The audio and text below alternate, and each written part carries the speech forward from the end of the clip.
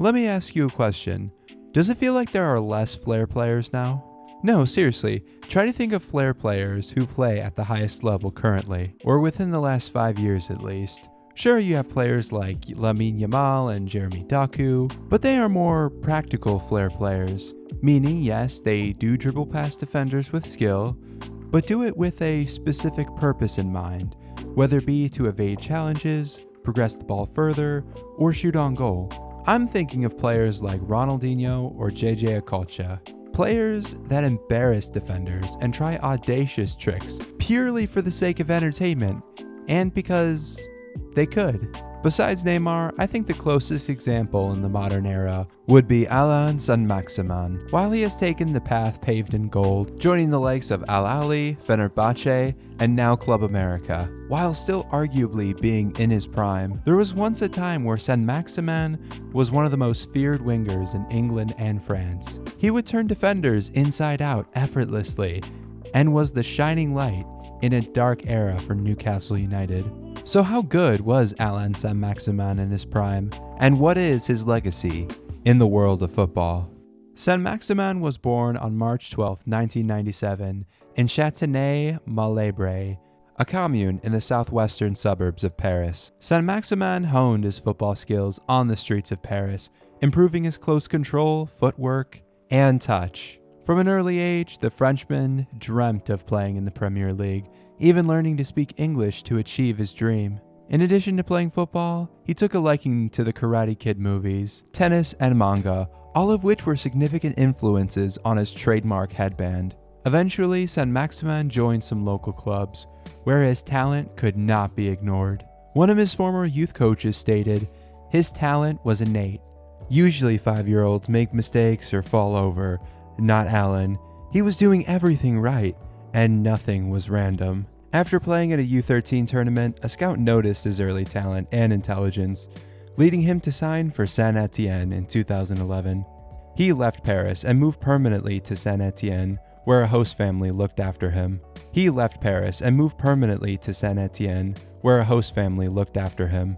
Impressing in the youth ranks, the Frenchman signed his first professional contract. He made his Liga debut not long after, at home in a 2-1 win against Bordeaux, becoming one of the youngest players to debut in the league.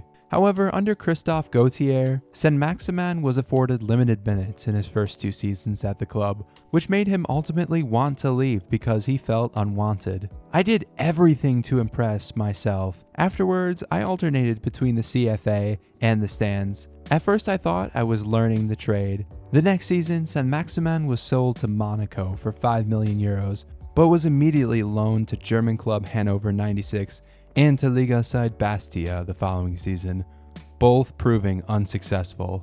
After those disasters, the Frenchman showed promising form in preseason, scoring 1 goal and adding 2 assists in 4 matches for Monaco. However, stacked options in attack containing Kylian Mbappe, Bernardo Silva, Ronnie Lopez, and Thomas Lemar meant that he could expect limited minutes. Despite this, he opened up to the media, stating that he is, quote, ready to play for Monaco for next season. And indeed, he made his debut for the club in the 2017 Trophée des Champions against PSG. He made his Liga debut in August. However, it would be his final appearance for the club, being sold to fellow Liga rivals Nice for a club record signing of €10 million. It would be at last that the Parisian would find stability, as he would become a regular in the squad. He would end up making 25 goal contributions in 6,007 minutes in 2 seasons for the Eaglets, which is 1 goal contribution every 240 minutes. This is despite playing in 6 different positions at a mid-table club with weak attacking options.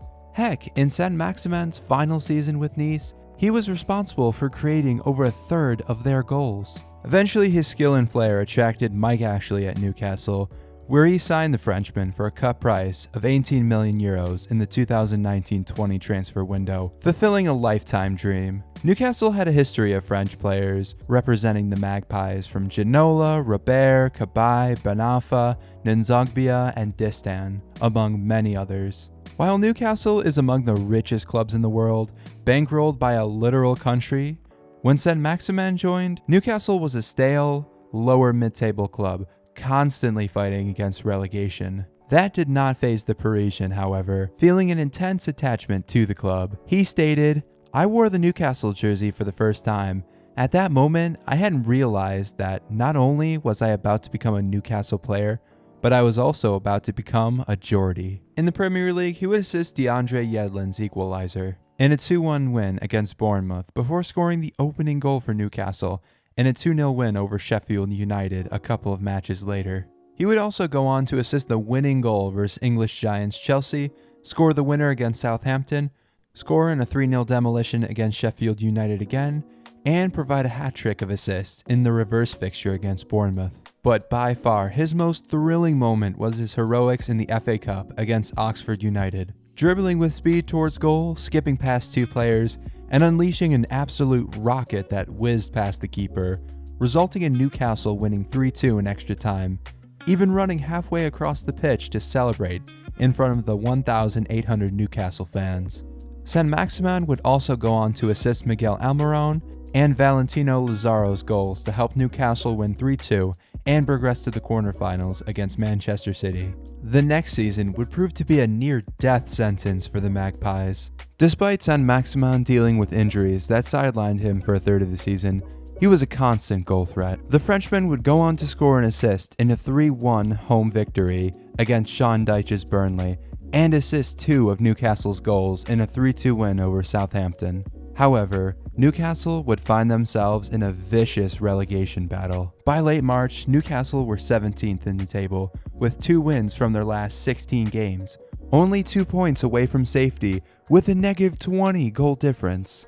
Fans were protesting outside the ground, and manager Steve Bruce seemingly lost hope in his team. I remember this period well, actually. I was on my lunch break from work when I watched Newcastle get clapped 3-0 by Brighton. I just remember the look of despair on Steve Bruce's face after that match. Like he and everyone else knew that he was on the verge of a sack. There was a fear that Newcastle would suffer a second relegation within the span of 4 years. The Magpies were on the decline, and were horrible to watch with a defense that was about as intimidating as a teddy bear. But probably in one of the greatest Premier League relegation escapes in recent history, the Northern club survived. After that loss to Brighton, Saint-Maximin was back in the squad. He scored and assisted to give Newcastle a 3-1 win over Burnley at Turf Moor. From then on, Newcastle would hit a purple patch of form, losing only twice in their last 8 games of the season, not only surviving, but finishing 12th. While Saint-Maximin wasn't that prolific, his consistent offensive pressure gave Newcastle's defense relief and provided the Magpies with crucial chances. Being Newcastle's highest assister, he would have a 100% dribble success rate, which is absolutely unheard of. That's like prime Messi and prime Ronaldo territory. And he would also be in the 90th percentile or higher for successful crosses, fouls won, chances created, passing accuracy, and assists all per 90. With him in the team, there was a sense that Newcastle could push for a top half finish, but by the start of the following season, those hopes were quickly diminished. By game week 14, Newcastle was bottom of the table with 0 wins. However, it was in this dark time that Saint-Maximin was arguably in his prime, and without him, Newcastle would be much worse off. Playing as a forward in a 3-5-2, Saint-Maximin would start the season with 5 goal contributions in his first 6 games, becoming the talisman of the team. But it was not only his output that increased. The Frenchman is a flair player at heart, having the strength, dribbling ability, and catalog of flicks and tricks to get past multiple players without breaking a sweat. Whether it be a rainbow, a simple change of pace, or dazzling footwork, Saint-Maximin played with that boundless confidence that he could beat anyone and do it all himself. It didn't matter if you were the best defender in the world, Saint-Maximin would make you look like a second-rate player. While his finishing was subpar at times, he was mesmerizing to watch and was a shining light in a disastrous Newcastle team, cementing his status as a fan favorite and resulting in the Parisian being voted the Northeast FWA Player of the Year for 2021.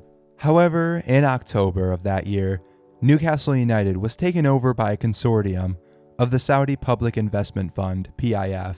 PCP Capital Partners, and the Reuben brothers. Steve Bruce was sacked and replaced by Eddie Howe. Despite making 10 goal contributions in total, Howe wanted to get rid of him. After an 11th place finish, Newcastle spent a whopping €185.35 million in the transfer market, which was a club record, bringing in practically a brand new squad. Even though Saint-Maximin kept his place, providing 2 assists to ensure a 3-3 draw against an all-conquering Man City team, assisting in a 2-0 win over United, and scoring a last-minute equalizing volley against Wolves, a goal that would be voted the goal of the month in August of 2022. The arrivals of Alexander Isak, Harvey Barnes, and Anthony Gordon, as well as making Jacob Murphy into a right winger, hurt his first-team prospects. So in the 2023 transfer window, Howe sold the Frenchman to Al Ahly in Saudi Arabia for a fee of €27.2 million.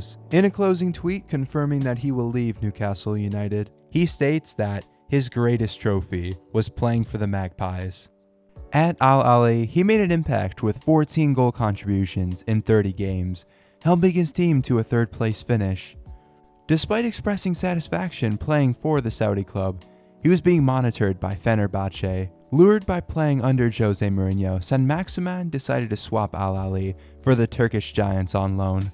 Unfortunately, his performances were marked by both on-field struggles and off-field controversies. While he contributed with 4 goals and 5 assists in 31 games, helping Fenerbahce finish 2nd in the Turkish Super League, he also made serious allegations about the club. He claimed that the Fenerbahce staff attempted to administer him with doping products when he fell ill, according to the New York Times. Fener denied these claims, stating they would pursue legal action against him.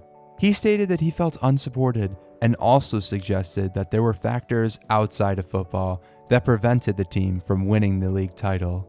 This culminated in him going back to Al Ahly in disgrace, eventually deciding to move to Mexico, ending his time in Europe not with a bang, but with a whimper. Despite Newcastle United possessing one of the best squads in England, qualifying for Europe consistently, and winning its first trophy in 70 years, Allan Saint-Maximin should be remembered as a Magpies cult hero whose mesmerizing dribbles, flair, and pure wizardry were unmatched by any player. Like a Georgi Kinkladze figure, the Frenchman should be immortalized as a rare ray of light in a dark period in the history of Newcastle United, and perhaps a cult hero, and that should be a legacy worth celebrating.